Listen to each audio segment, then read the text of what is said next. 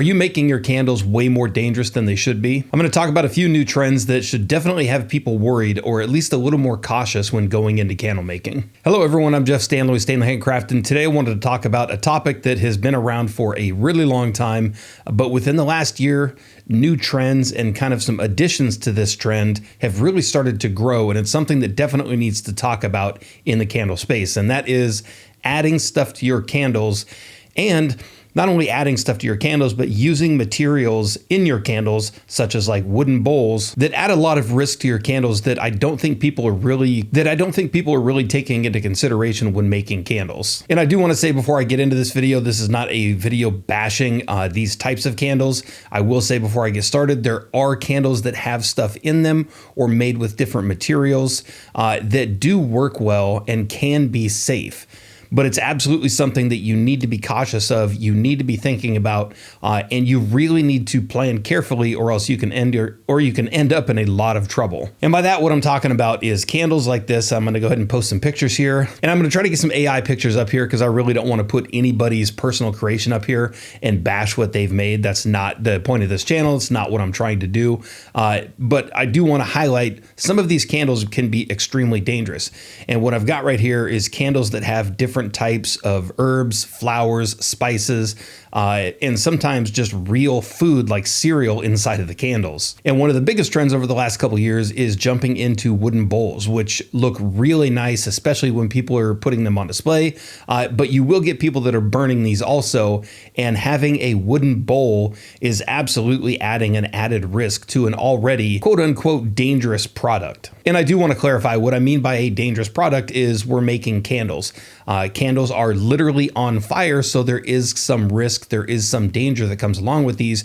And an experienced candle maker or anybody getting into this, you learn to make that candle with as limited risk as possible. And you do that by testing absolutely everything from your wicks to your oils, the amounts that you're using, the vessels that you're using, so that you can eliminate any risk that could potentially happen with your product. And of course, you're not only doing this to protect the customer, but you ultimately want to do this to protect yourself, because no matter what a lot of the Facebook groups out there will say, no matter what a lot of people will say, is even when that candle leaves your hand and goes into a customer's hand, you absolutely bear some responsibility as the maker of that candle if something were to go wrong. Now, of course, that's getting into legal side of things, which this channel is not even a part of. I don't know anything about that kind of stuff. And there are cases out there where it goes back and forth where people have honestly burned down their houses because of candles.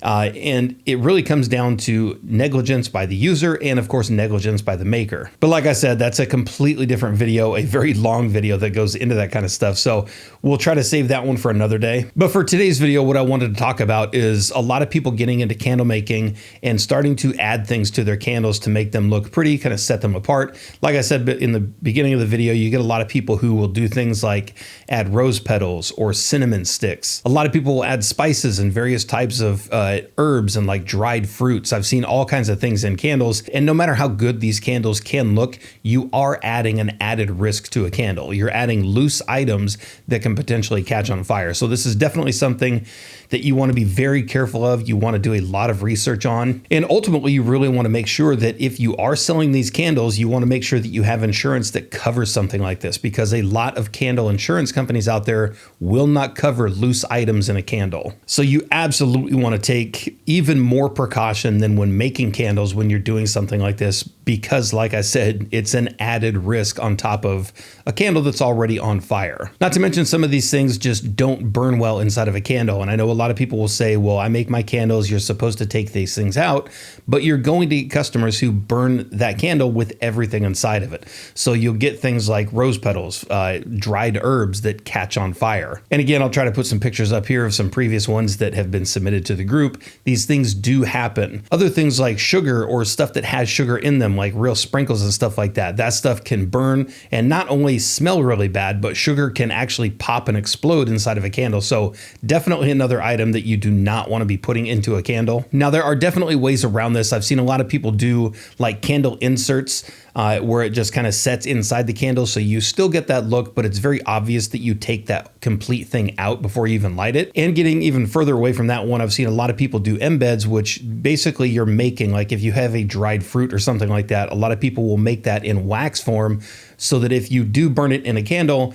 it's just another part of the candle, it's wax, and it's gonna melt just like the regular candle would. Now, touching on the second thing that I mentioned at the beginning of the video, and that is wooden dough bowls. Now, these have become really popular over the last couple years, definitely within the last year. And like I said at the beginning of the video, they do look really nice, but this is something that you really wanna take precaution with. And again, I'll try to put some pictures up here. Again, I have seen a lot of these. The biggest thing that you're gonna see with wooden bowls is a lot of people don't seal them properly. And of course, you're burning a candle inside of a wooden bowl.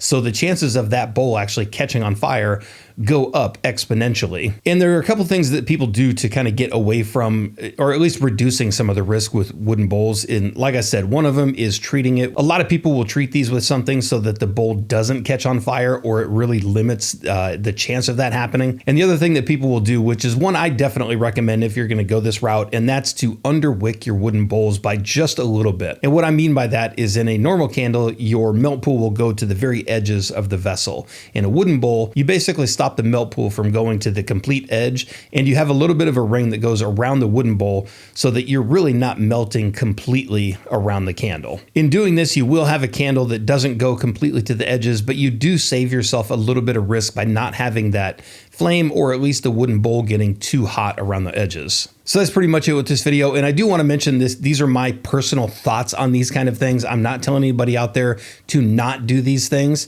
Like I said, there's a lot of people out there that make these very successfully, but there is added risk to these, no matter what anybody says. There absolutely is. So if you are going to go down this route, do as much research and as much testing as you possibly can, because it will ultimately help you, your business, and the customer that purchases these. So I'm very curious to see what people think on this one. Let me know in the comment section down below whether you do these or whether you stay away from them, and what you think of it overall. And of course, we'll see you in the next video.